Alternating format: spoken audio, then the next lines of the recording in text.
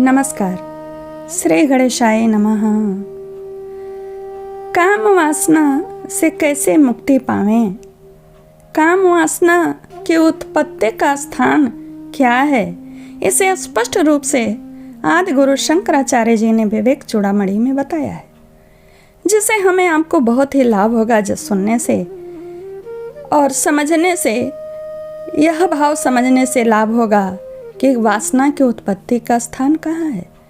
तत्पश्चात प्रमाद का त्याग करें, और क्यों उन्होंने प्रमाद का त्याग करना बताया है। उसके बाद असत परिहार बताया है। इन तीनों का मैं हिंदी में आज आपको भावार्थ सुनाऊंगी। आइए सुनिए। इस अहंकार रूप शत्रु का निग्रह कर लेने पर, पिछले वीडियो में इन्होंने अहंकार को निग्रह करने का बताया है, आप सुन लीजिएगा।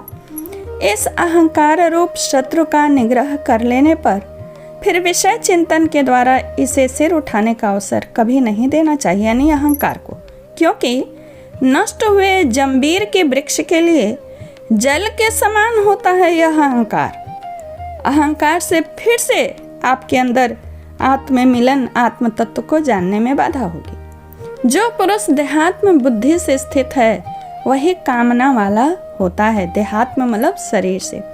जिसका देह से संबंध नहीं है वह विलक्षण आत्मा कैसे सकाम हो सकता है।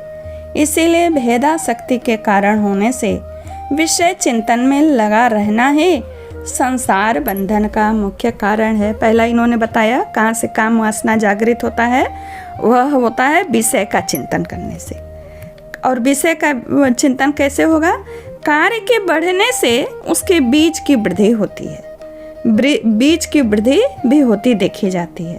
कार्य का नाश हो जाने से बीज भी नष्ट हो जाता है। इसीलिए कार्य का ही नाश कर देना चाहिए। वासना बढ़ाने से वासना बढ़ने वाले कार्य को नष्ट कर देना चाहिए, और कार्य के बढ़ने से वासना बढ़ती है। इस प्रकार मनुष्य का संसार बंधन बिल्कुल नहीं छूटता है। इसीलिए संसार बंधन को काटने के लिए मुनि इन दोनों का नाश करें। विषयों की चिंता और बाह्य क्रिया, इनसे ही वासना की वृद्धि होती है। यही जड़ है, बाह्य क्रिया और विषयों की चिंता। और इन दोनों से ही बढ़कर वह वासना आत्मा के लिए संसार रूप बंधन उत्पन्न करती है।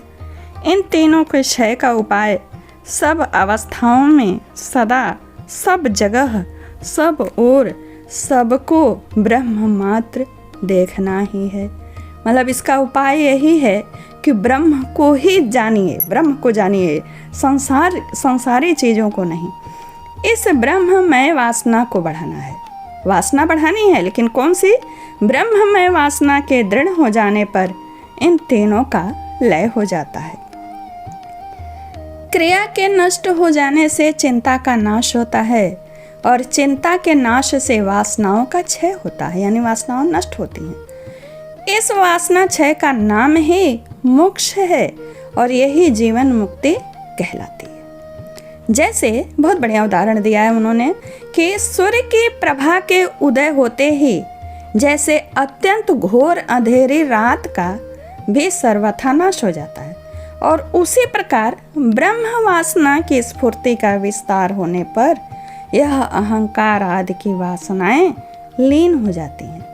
कहते हैं कि सूर्य के उदय होने पर जैसे अंधकार में नाना प्रकार के खराब कर्म होते हैं, चोरी इत्यादि अनर्थ समूह, कहीं दिन निकलने पर ये लोग नहीं दिखाई देते, वैसे ही इस अद्वितीय आत्मानंद के रस का अनुभव होने पर न तो संसार बंधन रहता है और न ही दुख का ही गंध रहता है।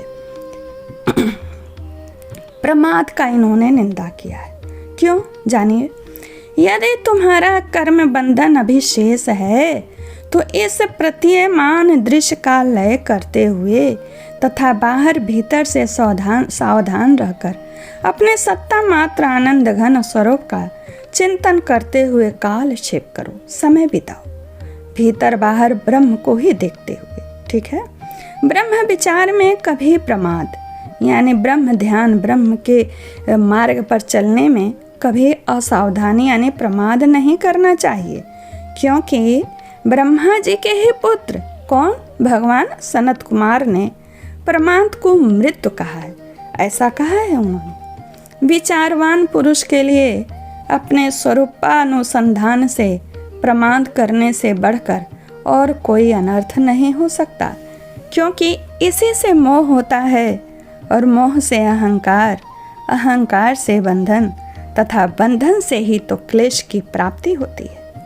बताते हैं कि जिस प्रकार उल्टा स्त्री अपने प्रेमी जार पुरुष को उसकी बुद्धि बिगाड़ बिगाड़ कर पागल बना देती है, उसी प्रकार विद्वान पुरुषों को भी विषयों में प्रवृत्त होता देखकर आत्म विस्मृत यानी आत्मा को भूल जाना और बुद्धि दोषों से विक्षिप्त कर देती है। वासना में आदमी विक्षिप्त हो जाता है।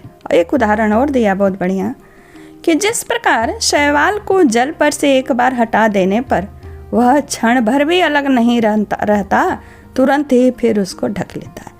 यानी जो पानी पर ऊपर जो काई रहता है उसे आप हटा भी देंगे तो फिर से उस पर ढक लेता है। कैसे?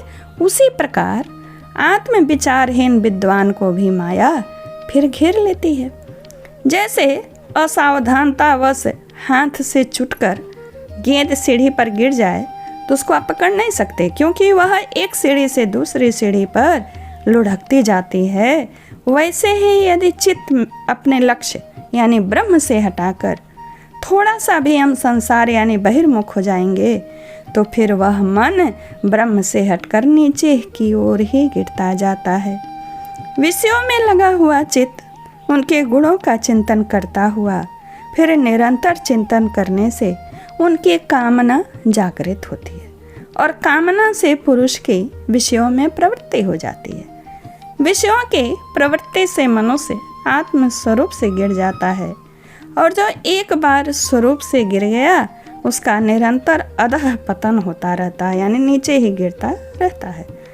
तथा पतित पुरुष का नाश के सिवा फिर उत्थान तो प्रायः कभी देखा ही नहीं जाता है। इसीलिए संपूर्ण अनर्थों के कारण रूप संकल्प को त्याग देना चाहिए। इसीलिए विवेकी और ब्रह्मवेत्ता पुरुष के लिए समाधि में प्रमाद करने से बढ़कर और कोई मृत्यु नहीं है। समाहित पुरुष की पूर्ण आत्म सिद्धि प्राप्त कर सकता है। इसीलिए सावधानी पूर्वक चित्त को समाहित यानी स्थिर करो। किसमें? ब्रह्म में। अब आइए सुनिए असत परिहार।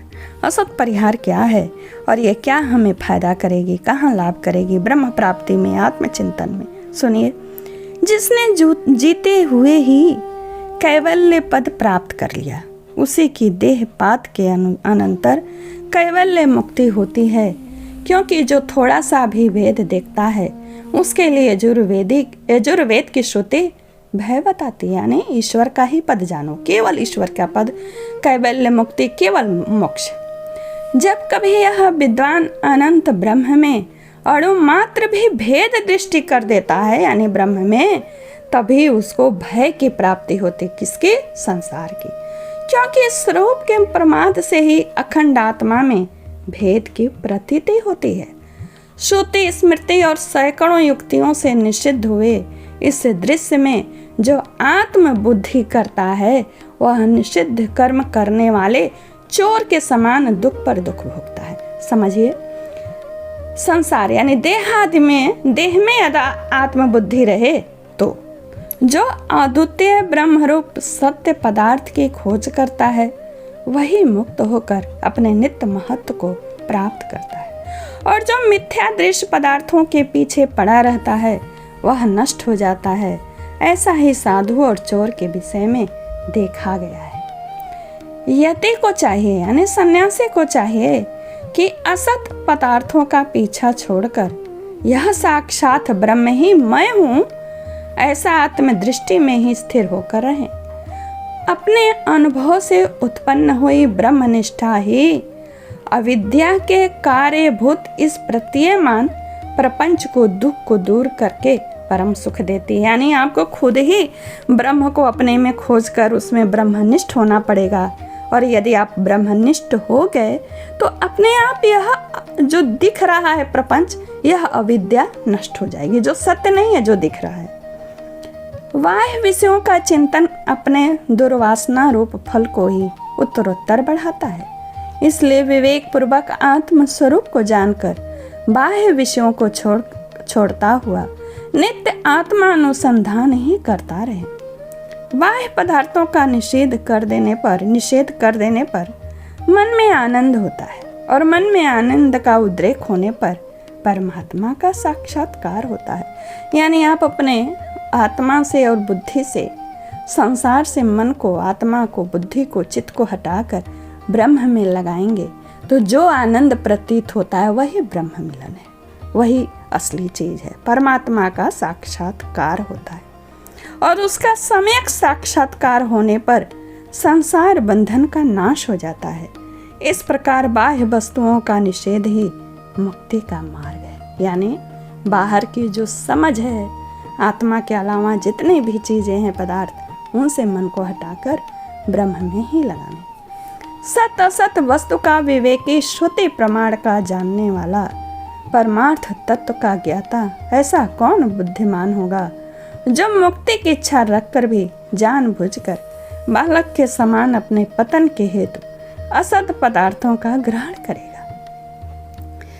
जिसकी देह आदि अनात्म वस्तुओं में आसक्ति है उसकी मुक्ति नहीं हो सकती। जो मुक्त हो गया है उसका देह आदि में अभिमान नहीं हो सकता। जैसे सोए हुए पुरुष को जागृति का अनुभव नहीं हो सकता, लेकिन जागृत पुरुष को स्वप्न का अनुभव नहीं हो सकता, क्योंकि ये दोनों अवस्थाएं भिन्न गुणों के आश्रय रहती हैं। समझ गए ना आप? अब यहीं पर मैं वीडियो को पूर्ण करती हूँ। अगला जो ये बताएंगे आत्मनिष्ठा का विधान क्या है, उसे अगले वीडियो में बताऊंगी। हमारे चैनल को सब्सक्राइब करिए, इस वीडियो को लाइक, कमेंट, शेयर करिए। धन्यवाद, नमस्कार। यहाँ तक जो लोग भी सुने हैं एक बार ओम गुरुवे नमः लिख दीजिए। और अपने जो भी सुन रहे होंगे, बहुत विद्वत ही लोग सुन रहे होंगे, ज्ञानी लोग ही सुन रहे होंगे, तो अपना कुछ कमेंट्स भी लिखिए। मैं जानना चाहती हूँ, आप ज्ञानियों से मिलना चाहती हूँ। धन्यवाद।